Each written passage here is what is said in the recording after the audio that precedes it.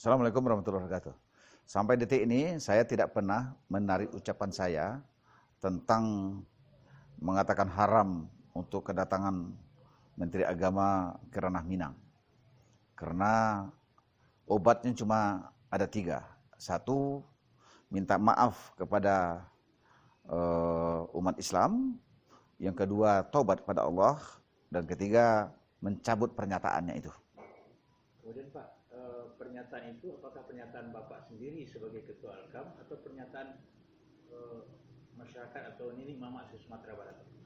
Semua apa yang saya ucapkan itu semuanya kita payukan dulu, kita rapatkan dulu. Dan sudah ada kesepakatan seluruh Nikmama se-Sumatera Barat ya yang terhimpun dalam Elkam ini bahwa kita sepakat bahwa jangan sampai Menteri Agama datang ke Sumatera Barat sebelum dia minta ampun dan minta maaf ataupun taubat kepada Allah tentang pernyataan tersebut.